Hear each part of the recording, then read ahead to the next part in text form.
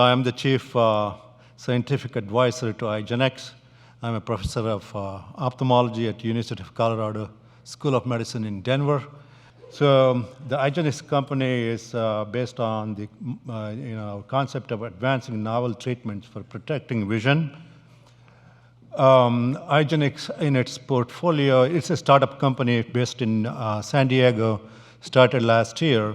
Eyegenex is developing following for the treatment of glaucoma, for example, EGX-001 for gene therapy, EGX-009 peptide therapy, cell therapy, and additional gene and peptide therapy products are in the early preclinical studies for the treatment of diabetic retinopathy. So glaucoma, as you know, I don't need to give this introduction. We have heard from speakers before. One of the risk factors for primary open-angle glaucoma is the raise in the intraocular pressure because of the blockage and the drainage of the aqueous humor from the eye. That results in the damage to the optic nerve, and if not managed, that can lead to blindness. So we've been working, as a scientist, I've been working on a group of proteins known as small heat shock proteins. These proteins are about 10 of those proteins. They have sequence homology, and they are molecular chaperones. They prevent protein aggregation. They inhibit apoptosis. And then the thing related to glaucoma is many of them, the levels of those small heat shock proteins are reduced in the retinas of glaucomatous humans. And in addition to that, if you knock out some of those proteins in animals, the retinal ganglion cell numbers drop. So there's a direct correlation between the heat shock proteins in the retina and ganglion cells. So how do these proteins protect RGCs? We know from our recent study, and there is a figure there that's based on, some of it is based on our studies. And we recently found out that one of the small heat shock proteins that we introduced into the retina upregulates or promotes phosphorylation of Krebs and saves retinal ganglion cells.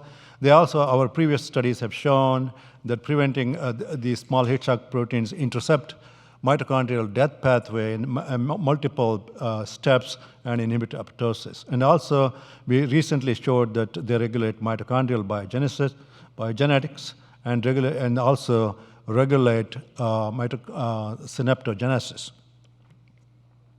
So what we did a couple of years ago is to introduce one of the small heat shock proteins in AAV2, which is HSP-B1, which is EGX-001, and we introduced a promoter, PLE345, into the payload. So that drives the expression of this protein only in retinal ganglion cells. So with this, what I'm showing here is the 1-year data we have from mice. What we did was we injected the gene or the virus one time in mice, and then waited for 1 year. The intraocular pressure in these mice were raised by injecting microbeads into the anterior chamber. As you can see there, the green fluorescence that you see on the right panel is the gene expression even after 1 year from one injection in the beginning. So we counted RGCs after 1 year, and you can see the control compared to the vehicle. Vehicle is the virus control. Then you have the RGC numbers have declined. But when we introduced the gene, as you can see, the purple bar, there is no difference between the control. There is no statistical difference. That means we have protected retinal ganglion cells. And even more surprising to me was the right side when we looked at the P1 amplitude in PERG, or PERG. Naive, you can see the open bar, and the magnetic bead injected vehicle is the yellow bar. Obviously, that was reduced after 1 year. But the purple bar is higher than the control. So this suggests to me, obviously we have to repeat this experiment because of the scattering of the data there, but it suggests to me that our viral therapy is protecting not only the retinal ganglion cells not only from glaucomatous injury, but also from the age-associated decline. We all lose ganglion cells as we age. So 1 year aging in animals probably decreased RGC number that was prevented by our gene therapy. So this was all in studies on mouse. Now we want to do in primate, non-human primates. So what we did was in African green monkeys, first of all, we wanted to see whether our gene is expressed in these monkeys.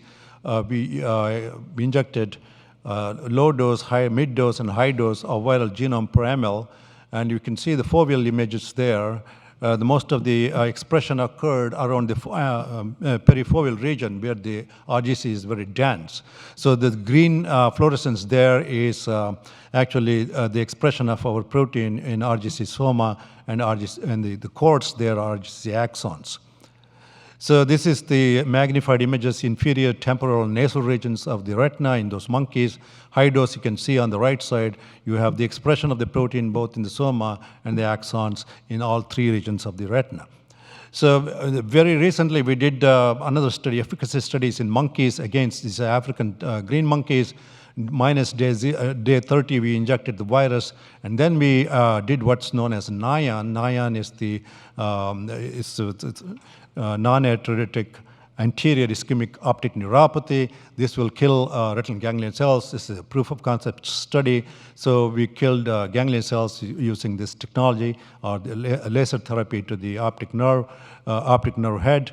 And after 28 days, we counted RGCs. As you can see on the right side here, the bar graph, when we did not treat the animals, this NION injury caused massive reduction in RGC number, but when we injected our gene therapy, we were able to save retinal ganglion cells in the central, mid-peripheral, and peripheral regions of monkey eyes. So what you see there on the right, on the left